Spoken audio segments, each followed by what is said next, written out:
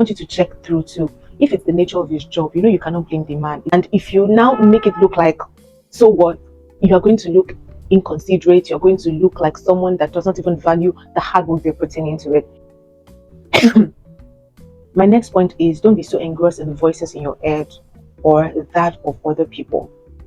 Your husband might not even be cheating on you.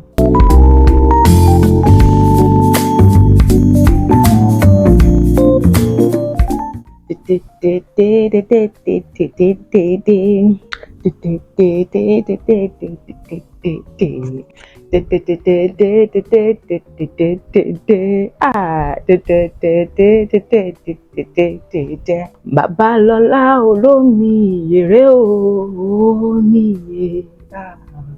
ìyèrè o. Olómi ìyèrè omi ìyèrè omi. So as I was preparing to set up my camera and come create my content, this particular song I just finished singing it was just ringing in my heart, and my God, I just felt like I should share this with you. I do not know the other part that I was humming to, I was la-laing to, but I know that chorus of Alola Olomi Yere Omi. I don't think it was so heavy in my heart. I just had to, share with you people. So, how are you all doing? How is everything? Happy New Month. I don't think I did any special February long video. I've been doing shorts, so if you've not been seeing my shorts, what are you waiting for? And do not forget to always like my videos. In fact, go ahead and like this video before you watch till the end. Like the video and subscribe to my channel. Let's get into today's dilemma. Of course, you can still send me your dilemmas. I feel like a lot of people are learning from these different stories of genuine people. We must not judge anybody, because I want to believe that they don't know better. If they knew better, they'll do better. So I believe that a lot of people are learning from these stories, and it's really helping. Time for the dilemmas. I, Onoza, say, I don't know what to do. I am married, but living single. I am married to a man that is never available. This man is never present. He's always traveling, and I don't know what to do. I don't know if there is a family elsewhere, but I'm just a married woman living a single life. This wasn't how we spoke about our marriage before we got married. Everything has changed. Breathe in. Hey sister, breathe in. Do not want to say that I understand what you're going through, but I would say that the most painful thing is having to share something with someone or come to an agreement with somebody and they betray your trust, or they throw everything into the wind like nothing ever happened. That can be very painful. That really can be very painful. And I read that part where you said this wasn't what you guys spoke about when people were wanting to get married, before you got married. This wasn't what you guys spoke about before you got married. I felt some type of way. Because I could just imagine how you're feeling in that marriage. I could imagine how you wish that things were quite different. And imagine how you felt like, oh, this person could just hear me, could just see me. And it's a bad thing for you as a married person to get to a point where you cannot find yourself again in your marriage. You feel already lonely. You feel like you'd have been better off being a single person. I'm going to share some tips. Please do remember, let me come correct. Please do remember that I am in no way a family counselor. I'm in no way a therapist. I'm just sharing my 2 cents because of the community that I have. Through the help of God, I can share 1 or 2 things. And do not forget to also put your 2 cents in the comment section, especially if you're married or you're a counselor or you have a way to help this person. The first thing I'm going to say is conversation. Now, we don't know if you've had a conversation with your husband, if both of you have spoken about this, how you really feel, right? So I would advise that you have a conversation with your husband without holding back. And without holding back, I don't mean you should be raging at him or screaming at him. Express how you feel in the most affectionate way, so that the message will not be lost. And also, before you have the conversation, understand what the atmosphere is like. When you just go back from his travels, you can't do that immediately. You know that, like, allow him eat, allow him rest, allow him recuperate, and then you can just throw it on the table like, I feel lonely in this marriage. And I want you to also take him back to what you guys discussed before now.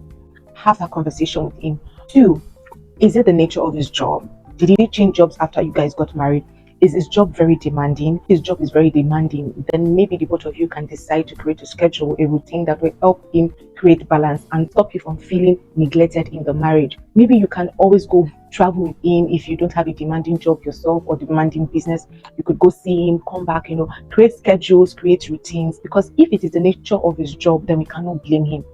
I want you to check through too. If it's the nature of his job, you cannot blame the man because of his job. That's why he's running helter skelter and all. And if you now make it look like, so what, you are going to look inconsiderate, going to look like someone that doesn't even value the hard work they're putting into it. I know men love their jobs, men love to provide. So that's why I said, if it's the nature of his job, what the both of you can do is create a balance, create a routine, create something that can make that gap be filled. Then the next thing I'm going to tell you is don't be so engrossed in the voices in your head or that of other people. Your husband might not even be cheating on you. He might not have any family elsewhere. And people are just trying to throw things at you because you are talking, you are saying what is going on. Don't listen to the voices in your head. What kind of man did you marry? That's the only thing. What kind of man did you marry? And make your marriage open for conversations. It could be a way where you can create routines on how to still feel like he's there with you. Make it engaging, make it exciting. You guys can have virtual dates, you can have virtual dinner dates, you can have virtual moments together. See, don't listen to the voices in your head or external voices trying to make you feel like there is more to what is going on. If you feel like there is more to what is going on, have that conversation in an affectionate way with your partner. Don't nag it, don't scream, don't do it anyhow. Just have the conversation in an affectionate way with your partner. It might not even be cheating on you. It might just be voices in your head. I just want you to eliminate that extra thing in your head. It might be because you are stressed and it's understandable, but don't start thinking that there is somebody somewhere or there is a family somewhere, because once that is in your head, you're not going to be able to have genuine conversations with your partner, because we are women. That's the emotions that will be spiraling in your head, in your body, in your soul, in your spirit when you want to have a conversation with him. You can start a conversation with, when you have such a thing in your head, you just begin the conversation with, so which family are you having somewhere else? No, that's not the way to address such an issue. So please, I would like you to eliminate that in your head first. If there is no evidence, then kill the thoughts, kill the hearsay until you see an evidence. You can say, okay, fine. But if there are no evidences, why are you looking for what is not lost? So have that with your husband. And lastly, do you people have like senior couples or pastors or aunties or uncles that you think your husband, listens to? Maybe there's somebody over his life that he sees as an authority, or there are people over your lives as a couple that you people see as authority, and you can have that conversation with them to help you talk to him. Yeah, and this is after you have said and done everything and there are no changes. Don't go to them first before having a conversation with your husband. Have a conversation with your husband first, because if he's a kind of man that doesn't like to be reported, that's trouble. But if you have done every other thing and you feel like, look, it needs an external voice, it needs someone that is mature, you need someone that has been there, done that, then you can have that conversation with maybe an elderly couple or someone who is a deep thinker, somebody who is spiritually mature, who is emotionally mature, who will not cause trouble in your marriage. Because people have done this and it has gone the other way around. You end up going, you hear people end up going to tell the husband or the partner what the wife did not say, and then they dismantle the house, they dismantle the marriage. That's why I'm going to say that someone who is spiritually mature, someone who is emotionally mature, someone who is honest, has integrity, and your husband listens to. So you can have that conversation with the person, and the person can sort of have a conversation with your husband, and you're sure to know that he's going to change or he's going to adjust in a way. And you can also watch this video with your husband. You can send him the link so that he can, get one or two clues that, I need to work on this. Oh God, we know that you are very busy. We understand you that there's so many things taking off your time, but please, your family is the first unit, your first place of assignment. Your family is your first place of assignment. If you miss your assignment in your family circle, there is nothing again. Your family is important to God. If your wife, who is also very important to God, because the Bible says that your wife opens door for you. Yeah, if you make her happy, your doors will be open, the heavens will open unto you. So do not neglect your wife. If you're not married and you know that you have this tendency, please watch this video and try to start adjusting, because you cannot leave your family unit away. Don't think that your wife is strong, she can be on her own. No.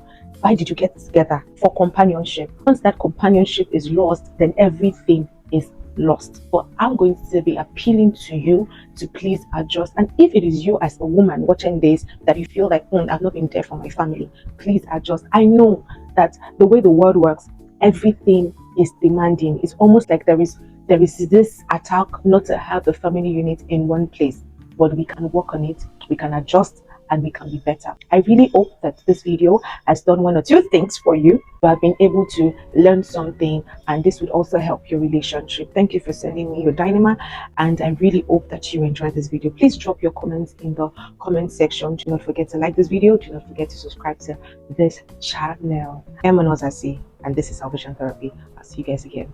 Mwah.